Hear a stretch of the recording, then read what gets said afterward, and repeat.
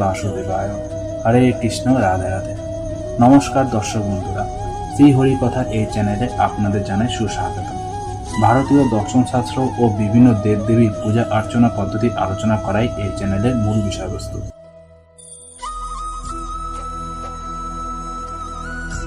গীতায় জীবনের সাফল্যের পথ দেখিয়েছেন শ্রীকৃষ্ণ, আর সেই গীতার অমৃত বাণী জীবনে সঠিকভাবে মেনে চলতে পারলে জীবনে সুখ ও সাফল্য লাভ করা সম্ভব।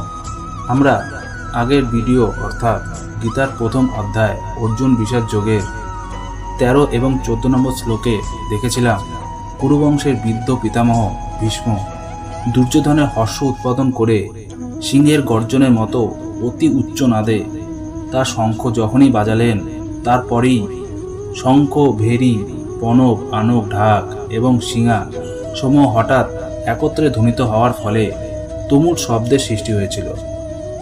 এইসব দেখে অপরপক্ষে শ্বেত অশ্বচালিত এক দিব্য রথে স্থিত শ্রীকৃষ্ণ ও অর্জুন উভয়ে তাদের দিব্য শঙ্খ বাজালেন। এর ফলে এক ভয়ঙ্কর পরিবেশের সৃষ্টি হয়েছিল। আজ আমরা এর পরবর্তী শ্লোক অর্থাৎ 15 নম্বর শ্লোকটি পাঠ করব এবং এর অর্থ বোঝার চেষ্টা করব।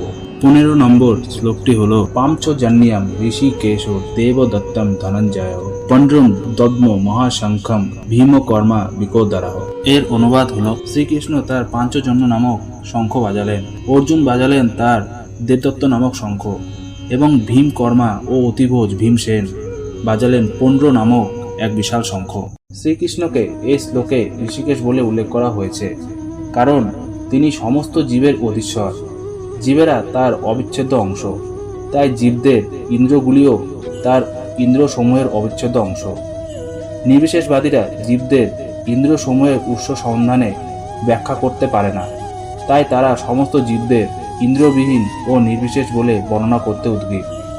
সমস্ত জীবের অন্তরে অবস্থান করে ভগবান তাদের ইন্দ্রিয়গুলিকে পরিচালনা করেন, তবে তিনি সেটি করেন জীবের শরণাগতির মাত্রা অনুসারে এবং শুদ্ধ ভক্তের ক্ষেত্রে তার ইন্দ্রিয়গুলিকে ভগবান প্রত্যক্ষভাবে পরিচালিত করেন। এখানে কুরুক্ষেত্রের যুদ্ধক্ষেত্রে অর্জুনের দিব্য ইন্দ্রিয়গুলিকে ভগবান সরাসরিভাবে পরিচালিত করেছেন, তাই এখানে তাকে ঋষিকেশ নামে বিশেষভাবে অভিহিত করা হয়েছে। ভগবানের বিভিন্ন কার্যকলাপ অনুসারে তার ভিন্ন ভিন্ন নাম আছে, যেমন মধু নামক দানবকে সংহার করার জন্য তার নাম মধুসূদন, গাভী ও ইন্দ্রিয়গুলিকে আনন্দ দান করেন বলে তার নাম গোবিন্দ, সেরকমই বাসুদেবের পুত্ররূপে অবতীর্ণ হয়েছিলেন বলে তার নাম বাসুদেব, দেবকীর সন্তান রূপে অবতীর্ণ হয়েছিলেন বলে তার নাম দেবকী নন্দন, বৃন্দাবনে যশোদার সন্তান রূপে তিনি তার বাল্যলীলা প্রদর্শন করেছিলেন বলে তার নাম যশোদানন্দন, এবং সখা অর্জুনের রথের সারথি হয়েছিলেন বলে তার নাম পার্থ সারথি। সেই রকমই কুরুক্ষেত্রের রণাঙ্গনে অর্জুনকে পরিচালনা করেছিলেন বলে তার নাম ঋষিকেশ। এই শ্লোকে শ্রীকৃষ্ণকে কেন ঋষিকেশ বলা হয়েছে তা আমরা আলোচনা করলাম। এখন আমরা অর্জুনকে কেন ধনঞ্জয় এবং ভীমকে বিকদর বলা হয়েছে তা আমরা আলোচনা করব।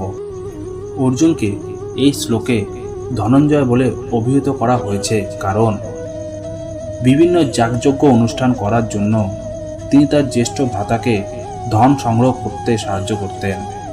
তেমনি ভীমকে এই শ্লোকে বিকদর বলে অভিহিত করা হয়েছে কারণ যেমন তিনি প্রচুর পরিমাণে আহার করতে পারতেন, তেমনি তিনি হিড়িম্ব আদি দানবকে বধ করার মতো দুঃসাধ্য কর্ম সাধন করতে পারতেন।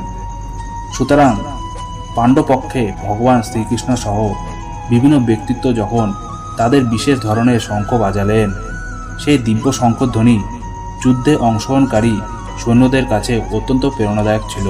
অপরপক্ষে অর্থাৎ দুর্যোধনের সেনাবাহিনীতে এরকম কোনো লক্ষণ ছিল না, না ছিল সেখানে ভগবানের উপস্থিতি কিংবা সৌভাগ্যের অধিষ্ঠাত্রী লক্ষ্মী দেবী।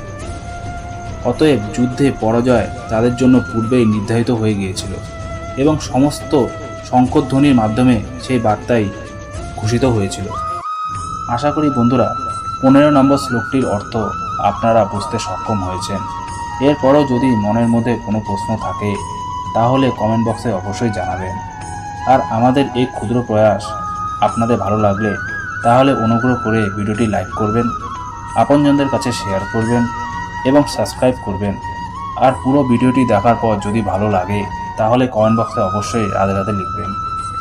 আজকের মতো ভিডিওটি এখানেই শেষ করলাম। সুস্থ থাকুন, ভালো থাকুন, প্রতিদিন গীতা পাঠ করার চেষ্টা করুন। হরে কৃষ্ণ, রাধে রাধে।